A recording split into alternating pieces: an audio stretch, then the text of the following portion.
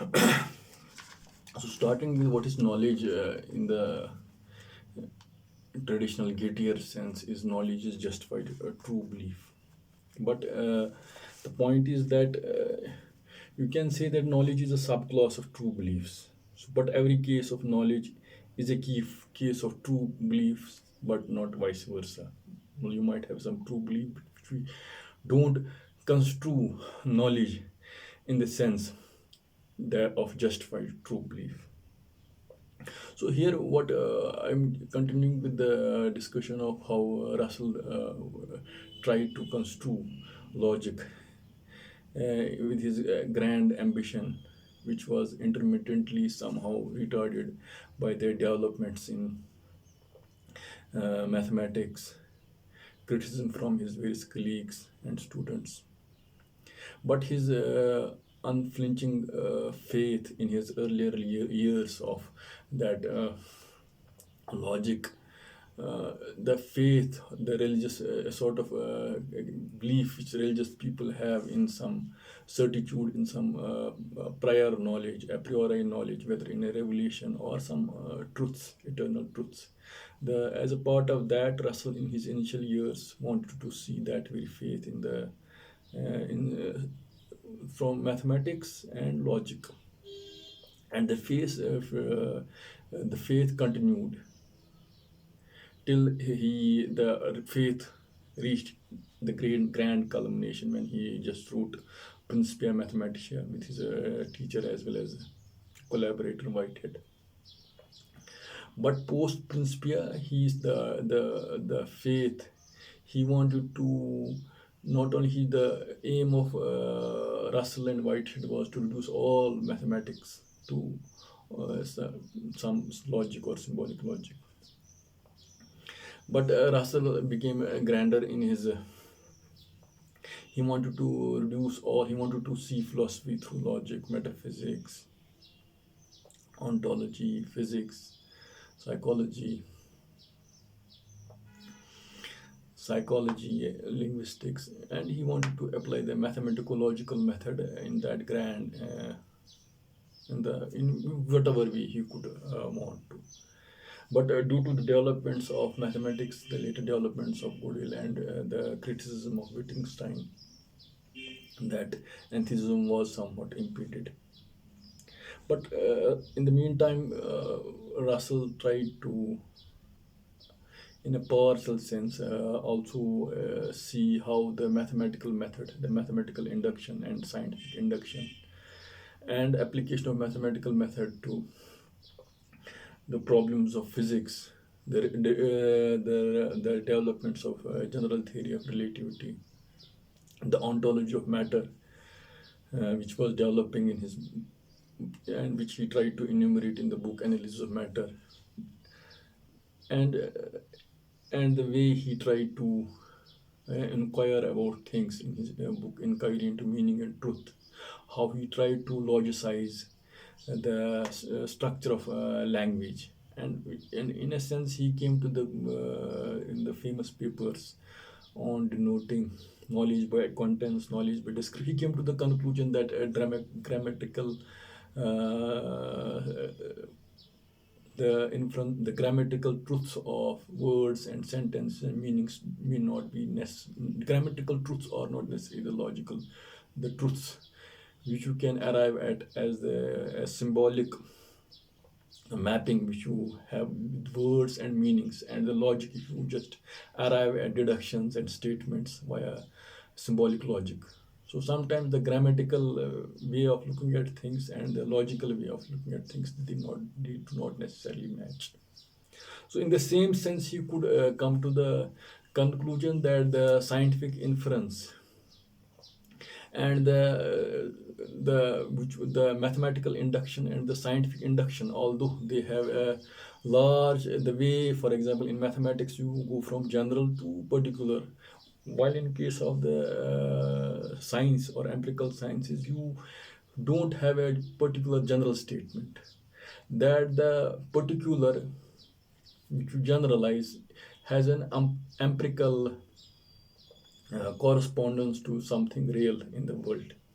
and that empirical particulars, when they are generalized, they lead to a larger statement which we call law.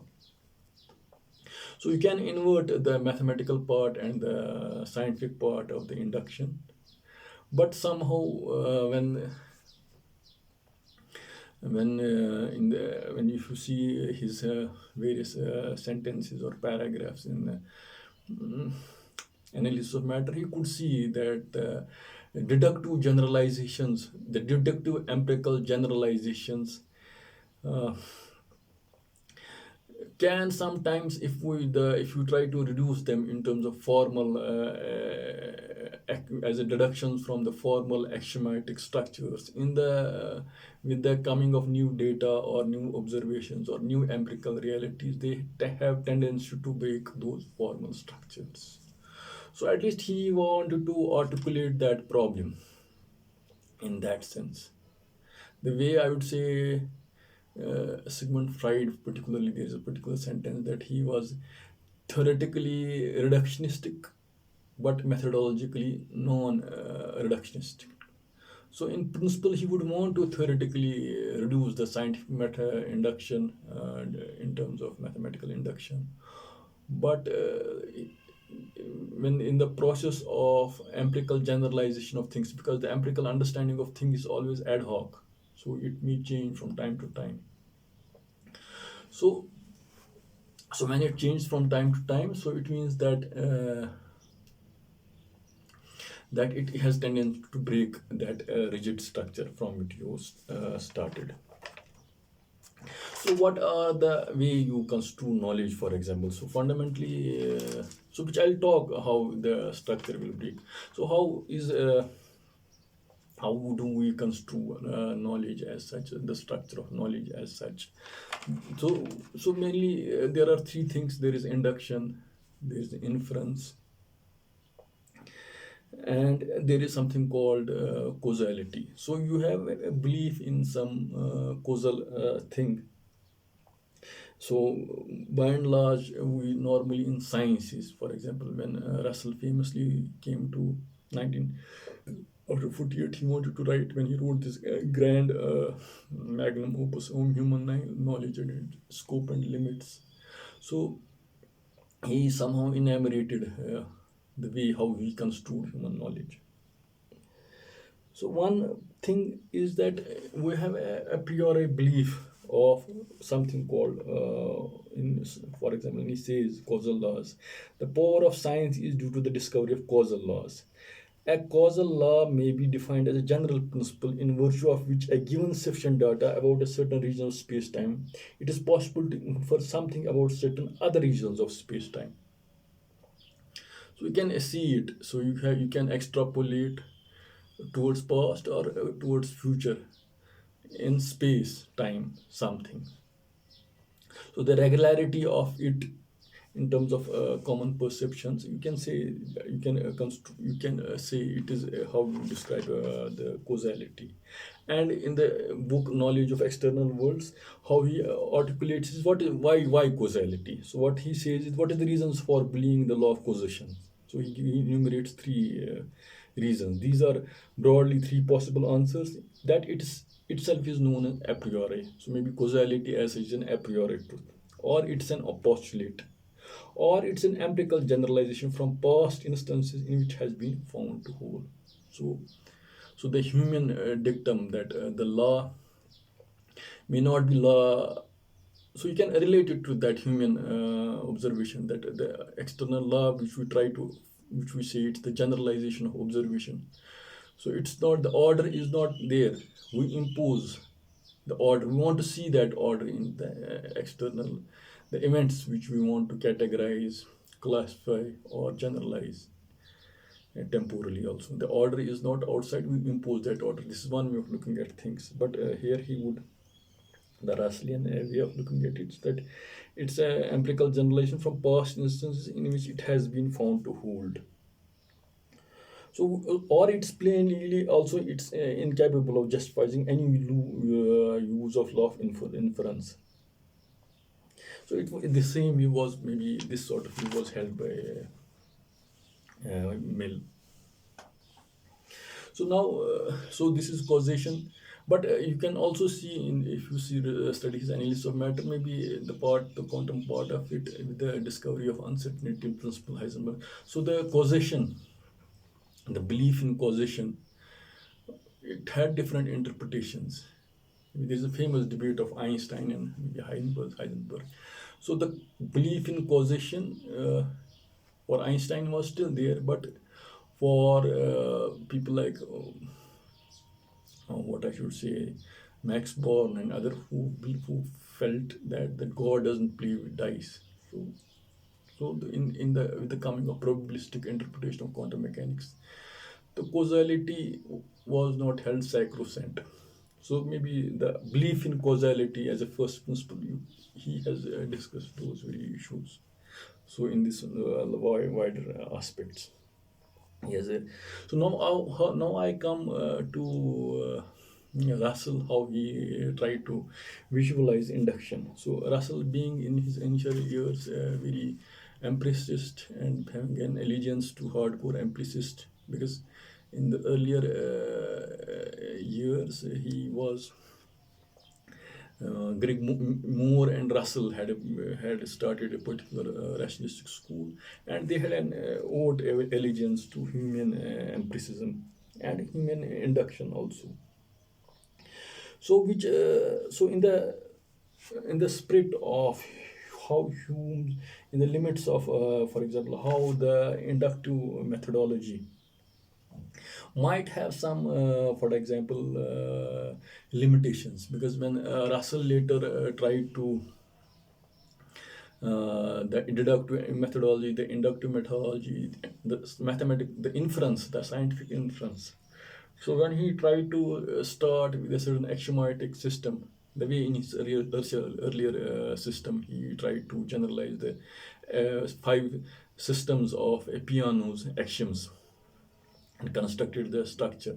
In the same way, he tried to apply the same scientific methodology, and he somehow found that induction as the mathematical induction and scientific the mapping is not one to one between mathematical induction and the scientific induction, because our understanding of the our inference from the observations which are ingredient of those postulates, those observations or the data is always contingent.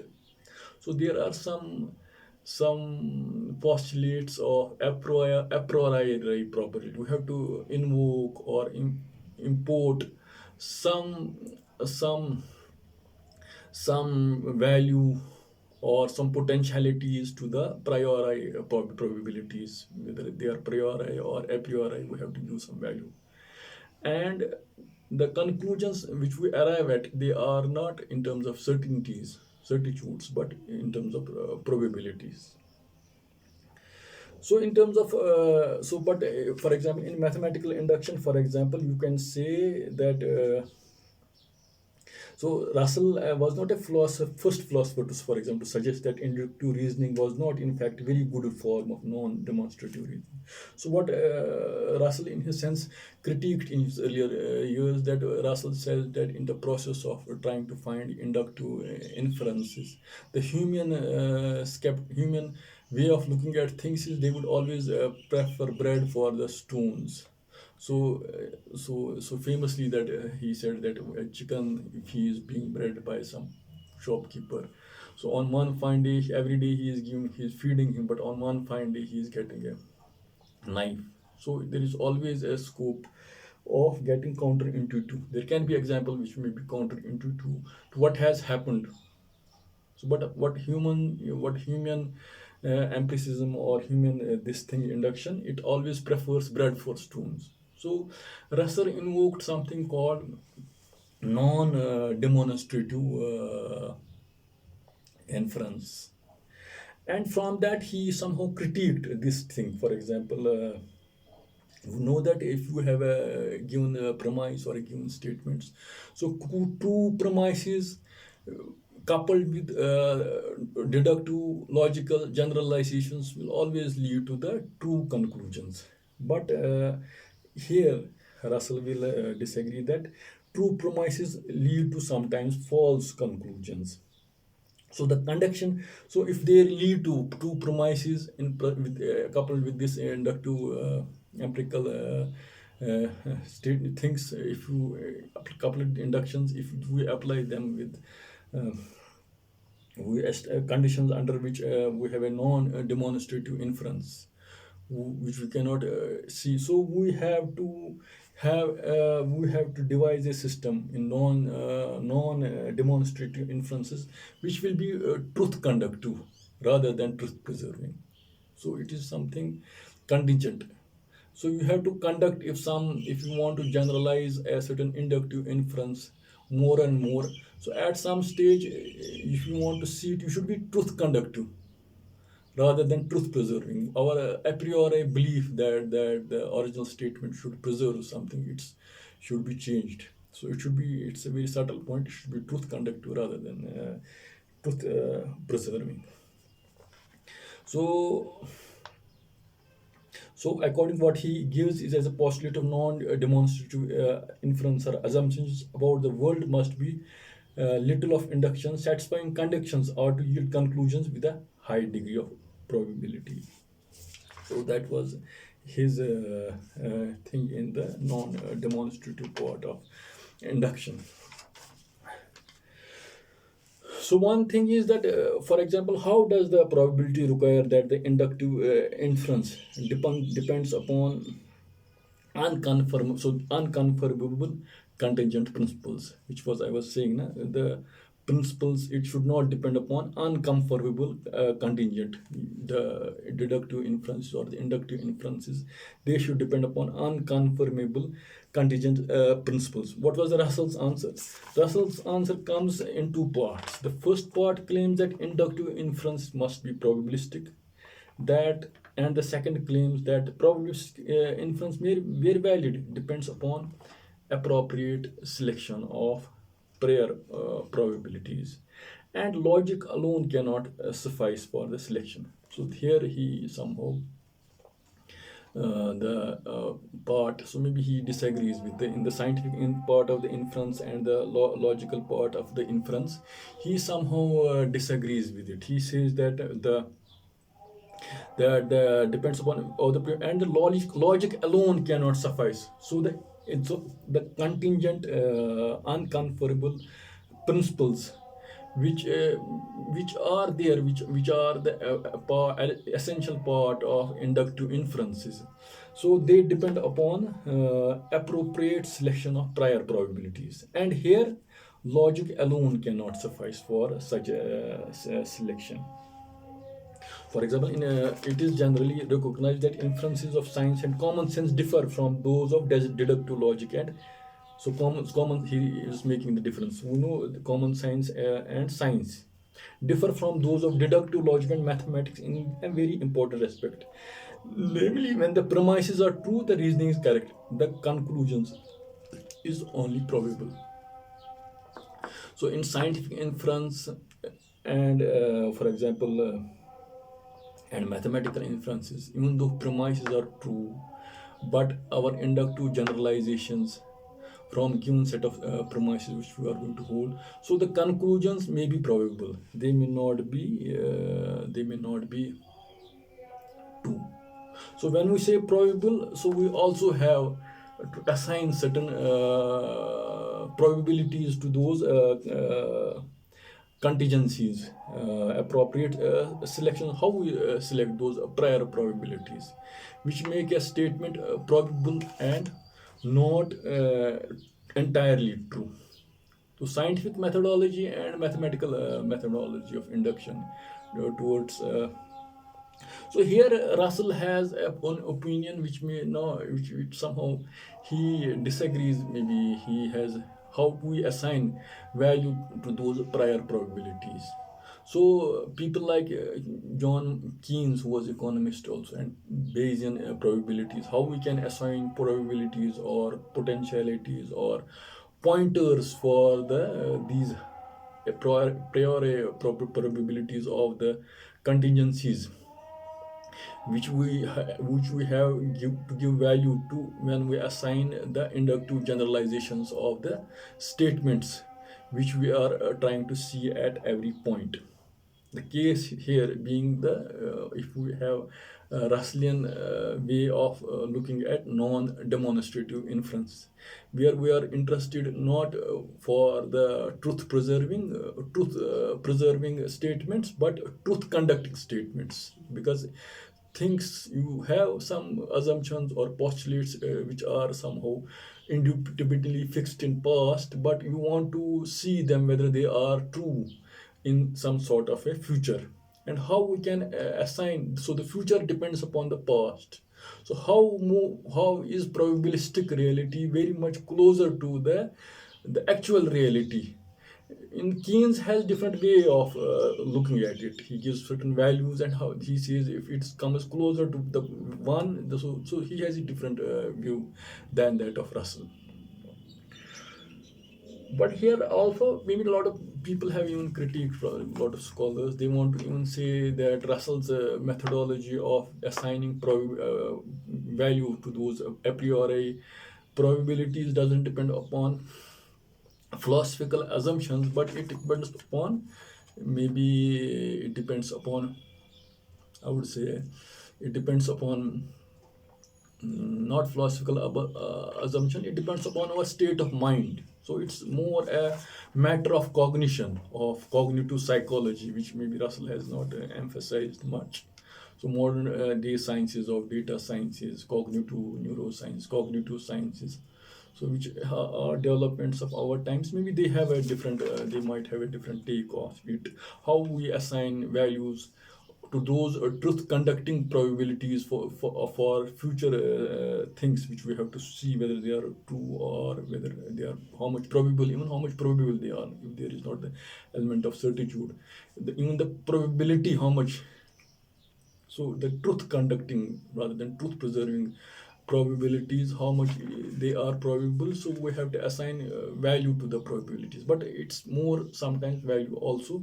So priori, how cognitively we look at things. So element of psychology is also involved. So people like from artificial intelligence and data sciences, what meaning they give to these cognitive things. So it also depends when we shift from one science to another. So I'd rather just come to the conclusion that so even though Russell was somehow empiricist very much, somehow at some stages he, even though logical positivists thought that he's of our tribe initially, but later also they could recognize that he is having his own position. So he was a sophisticated empiricist as well as having a certain measurable distance from logical positivism. So where, for example, empiricism may be, if we try to define it, empiricism may be defined as all synthetic knowledge is based on experience, and knowledge is subclass of true beliefs. If we consider knowledge of premises, the premises are of three kinds: knowledge of particular facts, premises of deductive inferences, premises of non-demonstrative inferences. The first two we can say we can appropriate these two principles in human think. But when you talk of premises of non-demonstrative inferences, so Russellian methodology, because Russell in a particular, he also constructed, if you read his human knowledge, its scope and limits, he has given those six postulates by which he can construct the non-demonstrative inference. And the very startling conclusion, not only of Russell, maybe many others, was that the postulates were not so the what we are going to prove, it is beyond the structure of that system which we want to do. So things are outside that system. So that's a very interesting conclusion they have got. But one thing where Russell in the start where he says that empiricism, if you take it seriously, it leads to sort of skepticism. And skepticism, he says that skepticism, although it might be logically impeccable, so you need the impeccability of the skeptical attitude of mind. You cannot doubt it. You can even have skeptical understanding towards the empirical aspect of the things, or But he says that as a human endeavor, it might not be. It's not what I should say. Uh, it's not possible as a part of human psychology. Was want to human psychology would want to not want to take it, or for human psychology, it's not possible to take a skeptical understanding of things uh, seriously. So one point which differs from, for example, Hume and Russell was, for example, the framework of human system was psychological in the empirical frame, which I missed this point, that the framework of human system was psychological, while that of frame of Russell was logical. So even though he would say that, so this is a side statement which may not be connected to this thing, but which I had missed earlier. So what I want to say is that that the skeptical attitude of which is maybe sometimes necessitated by empirical aspects of things, even though is logically impeccable, but psychologically is not possible. So so Russell, in some sense, would give what I should say, his when he just came closer to the doctrine of neutral monism. So he would the realities of mind and matter, the real, when he said that mind is less mental and matter is less material. So he wanted to have aspects of he wanted to not reduce the materiality of the universe in terms of some ideation, or vice versa, everything.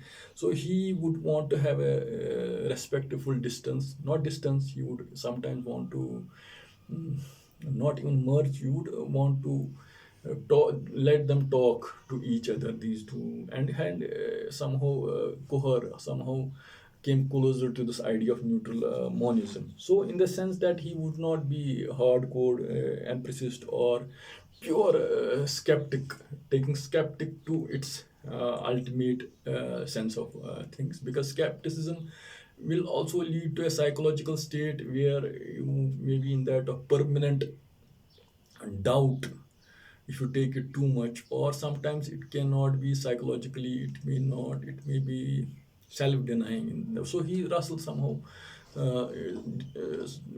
was not he was in his personal life also, he was pacifist, maybe in other international affairs in the way, but he would not he was also in the support of active engagement with the affairs at world at large, as well as the scientific and the uh, different doctrines, different the way knowledge evolved in the earlier part of this century.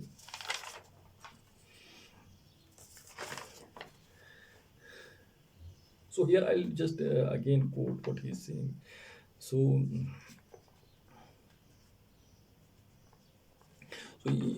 for example, logic alone neither guides nor justifies assigning the values of or prior probabilities, which I think that are required for soundness of inductive inferences. This leads to conclusion: the valid application of the logic of inductive inferences must presuppose some contingent principle, which I was saying, to guide and justify right kind of prior probabilities. So what I was saying now, how we can assign value to those prior probabilities. Here he's talking some contingent principles should be there to guide us to justify right kind of prior probabilities. And the pain of circularity of these principles cannot be justified inductively. So it is beyond, so which what I was saying. So even for Russell also to construct those inductive principles, it's beyond the induction cannot justify the process of induction cannot justify how we can assign the right justify right kinds of how the contingent principles to guide and justify right kind of prior probabilities. It's outside the domain of induction. So which later also leads to non how you can go for non demonstrating reasoning. And So apart from this soul, this thing, how the skepticism is impeccable, but it's not psychologically possible. In the same way, he has also, in the first few chapters, also talked of something called solipsism, believe that I alone exist. So any collection of matter, so matters of a fact is logically capable of being whole. In pure logic, any two events are composable, and no collection of events implies the existence of other. Solipsism may be more drastic and less drastic as it becomes more drastic if it becomes more logical and at the same time more unplausible. So he is also critiquing solipsism, maybe the having a belief in that subject to what I know, my understanding of truth or subject to truth is the only truth. So these are so how you perceive knowledge as such. One extreme is from, if you take empiricism seriously, you can go to skepticism, which can lead to, even though it's logically impeccable, psychologically impossible, according to Russell. In the same way, solipsism is also one of the attitudes of things. So you can reach to the individual subjectivities, and sometimes those subjectivities. So truth is, I believe in truth, or my way of knowing things is the only way of knowing things. So what I have arrived at, it is the truth. So what he says, it becomes more dust if it becomes more logical at the same time. It can become sometimes implausible also. So Russell somehow is not also, I would say, neither he is that hardcore empiricist, neither he is that skeptical, neither he is a solipsist. So he has somehow in that background. I would rather try to summarize what the Russellian, how he construed knowledge as such. I would say rather, so whether if you read his, so from a mathematical way of looking at things, if in his earlier stages, from Kantian, Berkeleyan, Spinoza, what I should say, Leibnizian, the earlier idealists and earlier empiricists, how he tried to maneuver, how he tried to find a space for his own school of thought, somehow which somehow resonated with mathematicians like Frege and Peano and Whitehead, and he created his own school of thought. Simultaneously, also, I would not say modifying somehow the a priori synthetic what I should say, interpretation of Kant in giving a prioriness to the Euclidean geometry. Now Russell also extended the same thing to the non-Euclidean geometry with the different levels of sophistication. So his initial logical mathematical method, and then trying to, in the meantime, having a grand way of trying to implore and explore it and trying to extend it to as much as possible in the time of 1912 to 1928, half-heartedly, to the field of linguistics in inquiry into meaning and truth, in the field of general theory of relativity, in the analysis of matter, analysis of mind. And then even in the later stages, when he wrote that human knowledge, its scope and limits, where he has given a good very section, he has tried to have a whole part of it. So he has attempted to study things, and the famous chapter maybe relations of sense data to physics. So how he has tried to just see physics, and even the very word percept, when he uses the word percept, and how he connects it to the empirical part of the thinking, and how his analysis of mind is. So it's broad and it's sweeping. I'll rather try to so it's because the scope has been very broad and wide. So I'll rather so you can I would rather say whether it was pre-analytical tradition, analytical tradition, post-analytical tradition, in different phases of how he saw the world fundamentally, and how he characterized it, and what his knowledge paradigm was, maybe heavily influenced by developments in physics and mathematics primarily. and a certain branch of philosophy, a certain school in philosophy. So you can say he was finally influenced by these three aspects of things, and extending the same to even the which I have not discussed, the sociological aspects of things, how he saw society, how he wrote marriage and morals. So I'm not discussing. So I'm mainly so his main method was like that. So, but at the end, I have not discussed it, the human part of it. I would rather try to want to end this lecture by just giving. I would want to make the his the endeavor of Russell, in a sense, nobler, in the sense, if I remember rightly. So what he says somewhere in his autobiography, he says that three things have somehow influenced my life. Uh, that longing for love, uh, first thing, the terrible pity for the misery of mankind, uh, and maybe the sort of certitude which the religious people find in some fundamental principle. He wanted to find them in mathematics. But he's also saying that Wittgenstein showed him that the truths of mathematics can somehow be reduced to linguistics or tautological statements agreed upon linguistic rules, which we can so so mathematics reduces to those tautological statements, and it will not that it militates for him the sort of certitude Russell wanted in mathematics, that was in a sense partially shattered, good to good extent shattered. So he would, I would rather say, he would want to find a religion. He was religious in his non-religiosity. He wanted to. So I would rather summarize what he, not summarize. I would rather see how he wanted to, as a part of human emotion, how he wanted to construct knowledge. For example, in one of his essays, for example, Scientific Outlook, he says science belongs with religion, art, and love with the pursuit of beatific vision, with the Promethean madness that leads the greatest men to survive to become gods. Perhaps the only ultimate value of human life is to be found in Promethean madness, but it is a value that is religious, not political or even moral. So, and in another passage, Russell says that the mystic, the lover, the poet, the scientist are all seekers of knowledge. So here he is saying knowledge. What? So he is taking not only his mystic.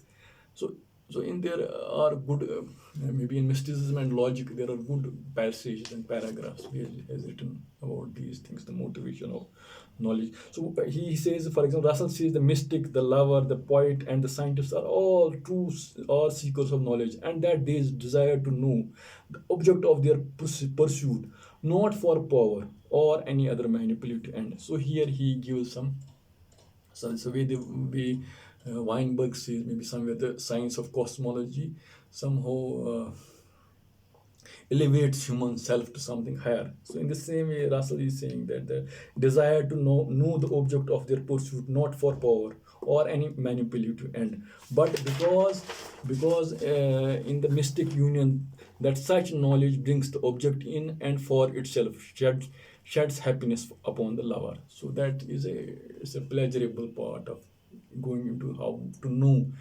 Know is also a mystical endeavor, and it's also leads to even I would rather say the non-demonstrative pleasure. The way he talks of non-demonstrative induction, non-demonstrative pleasure, which you can only have a subjectivity to it. And these remarks, Russell continues with others made, for example, Blackwell says in Expanding Mental Universe. There, Russell claims that seers, poets, scientists all undergo an expansion of ego, in which they come to embrace distant portions of space and time, and steadily approach God-like view of the universe as one vast whole, without now, here and now, without the partiality of sense and feeling to which we are, in a greater or less degree, condemned. So we're condemned to go for this large. So the suggestion is that the Russell's preoccupation with science and its philosophy is metaphysically and sometimes religiously grounded. So even though in his earlier years he might have had certain contempt or certain repellence for religious aspects of things, but his motivations of trying to construe knowledge and mathematics, it is in sense having that religious sense, religious motivation. So the suggestion is that Russell's preoccupation with science and philosophy and its philosophy is metaphysically and even religiously grounded, for he views the aim of scientific knowledge as the mystical union of ego with the whole universe. So he wants to give us some unity, not only to his ego, but to the whole universe. So I'll try to end at a positive note. Thanks.